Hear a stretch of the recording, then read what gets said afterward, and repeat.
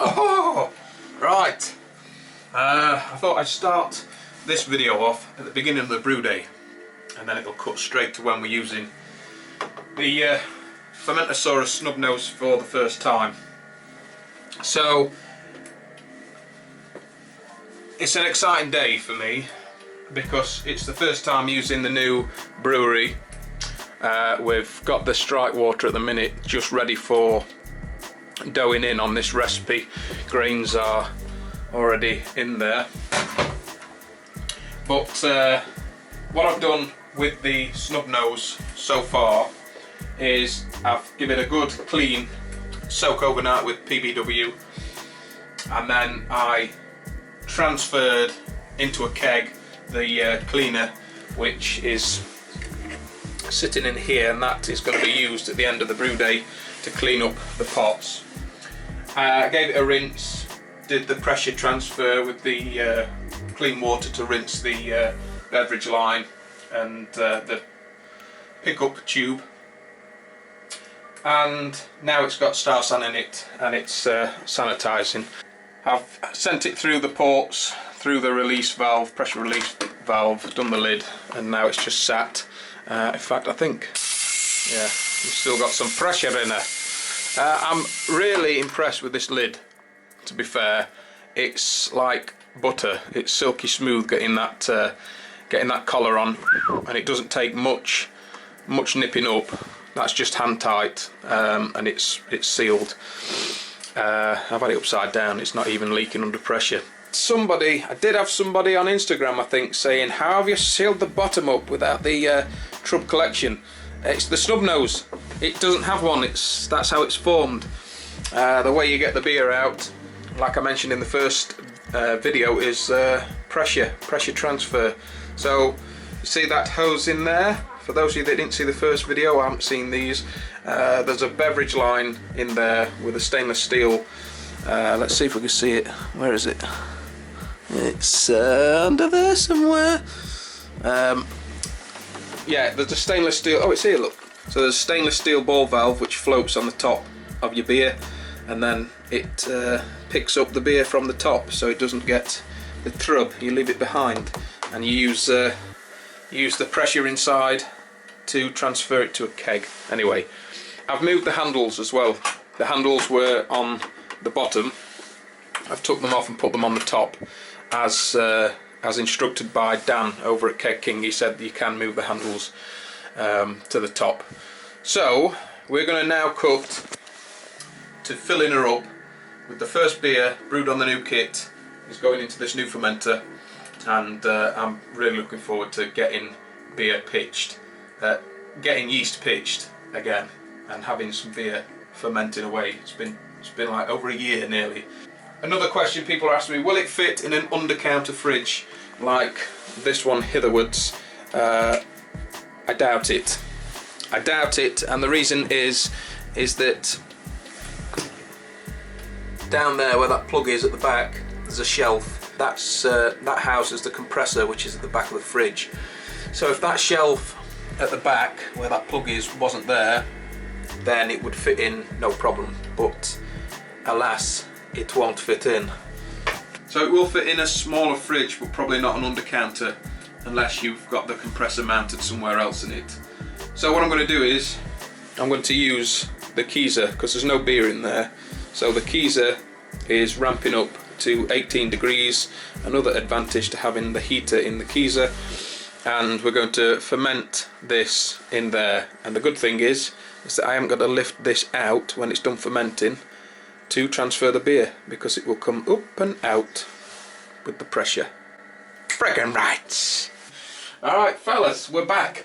We've had the brew day. The brew day is done. It went really well. If you haven't seen that video, go and check it out. It's the one before this one. We are sitting at 76.9 degrees. We have whirlpooled the mosaic for half an hour, and now it's time to get into the snub nose, which is sat. It's sat in the Keezer, which is now a fermenter. We've got her set at 18 degrees, and she's down there, sanitised, ready to roll. and I've set the spunding valve. I've set the spunding valve to 10 psi. So obviously, as the pressure builds in there, anything over 10, you get shot out. But anyway, and of course I've got the probe for the SDC is on the fermenter, so we need to get the beer in there.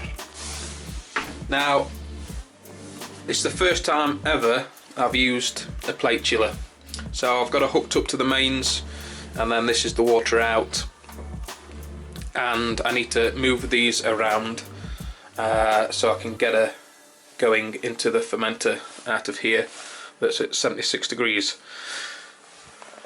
Wish me luck.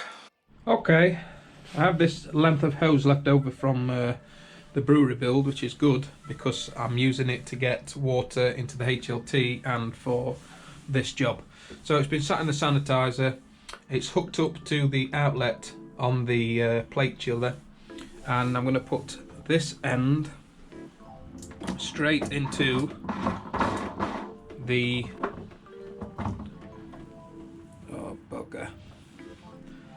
bugger.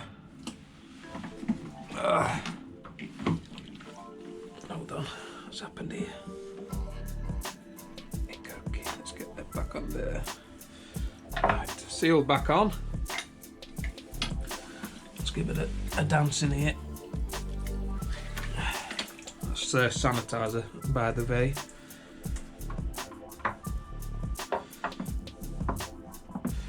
This, like I say, has been sanitized also, and is going into here, like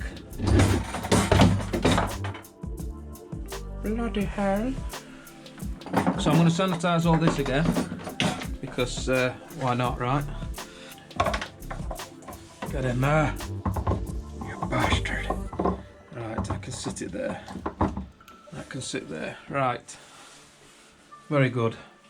I need to get the water running. Figure this out on the fly. Right. It's going to come out the bottom of hither, through thither. So that needs to be shut off. And take that cap off.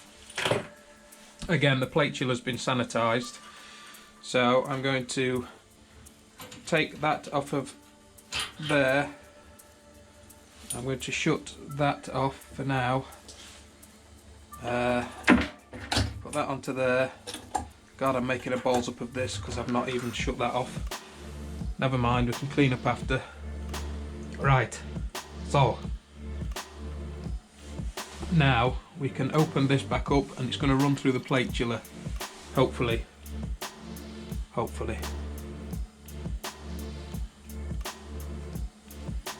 If I turn on the water chiller, we are passing now out of here through there at what temp? Too high, way too high. So let's dial it down, dial it right down. Oh, that's way too high. We turn the water on a bit more. So now we're coming out at about 20 degrees. I'll speed up the flow a tiny little bit, but that looks good to me, and it's not running out of here overly quick and collapsing the hop stopper in there. So things are doing okay, I think. 20, nearly 21 degrees it's going into the fermenter at, which is sat in there nicely. I haven't got to lift anything or move anything, so I think we're doing okay. 20 degrees still, but we are filling up the fermenter, and it looks to be as well coming out of there very clean, very clean indeed. So that hop stopper is doing its job. I'm very pleased with that hop stopper. We're saying 19 degrees now.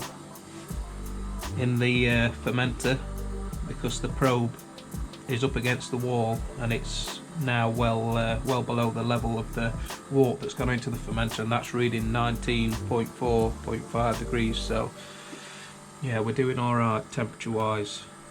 I must say I am enjoying just running hot wort out the boil pot and it coming out at 19 degrees, 20 degrees. No faffing about waiting for it to cool with the immersion chiller like before. It looks to be pretty clear to me, that wort. Yeah, now we're up at 20 degrees, look. So it's not bad, not badly calibrated, that. Sure you can alter it, but for fermenting temps, as long as you're around it, it don't matter. And just let that run all into there. And withdraw this pipage. Just stick it in there. We're done with that. And the yeast. I've already took a reading, post-boil reading, which has turned out not too bad. In with Nottingham ale yeast for this one. In she goes. Seat the lid.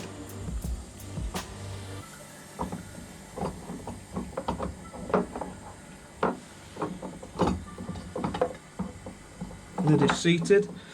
The thing I do like about this is the collar. Boop, that's it. That's all you need. And just to nip it up with the hand, and that'll be tight enough. Yep. That's it. Right. So yeast is in. We've got our vat in there, looking very nice. This is the vacant gesture. That was as easy as pie. No heavy lifting. No heavy lifting. She's in. Perfect. Close the lid. She's fermenting. That's that. Snub nose is full of vacant gesture. I must say, that was painless, effortless. So I'm looking forward to the pressure transfer into a keg after she's done. But the fact that I could just have it in there sanitised, just with the lid down, have the brew day. Now we're ready to get her in. Lift the lid, open her up, and put a tube in and just run her through.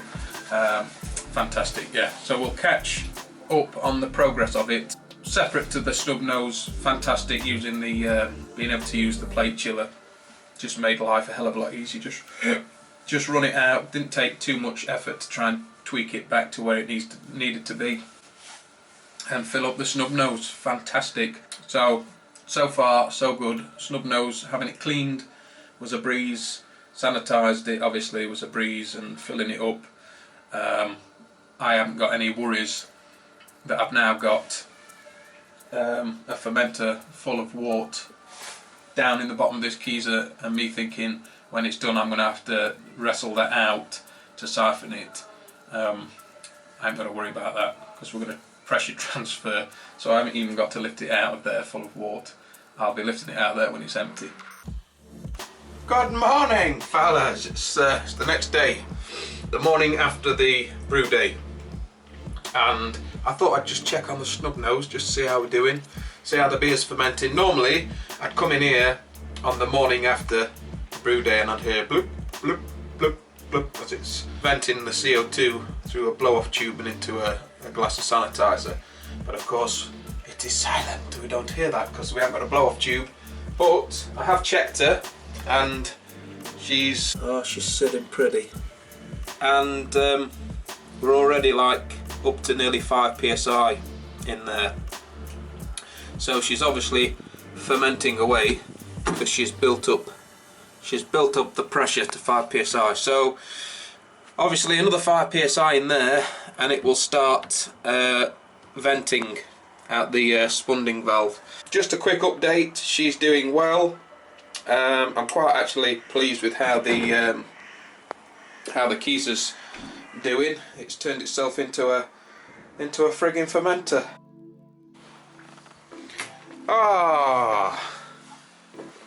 Day 2 of the fermentation.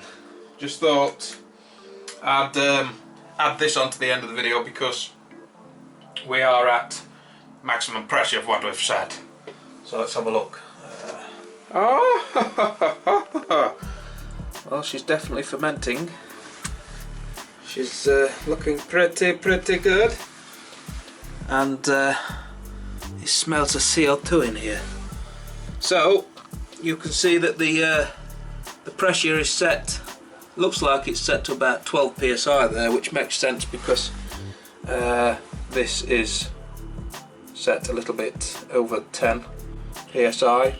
But if I let this, unscrew this, so we're allowing less pressure inside the fermenter, you'll hear it start to vent. So all is good. All is good. She's doing well. Bloody rock hard. We're doing alright, fellas. It's working perfectly well. It's strange not having a blow-off tube, but it's good. I like it. Right, that's it, fellas.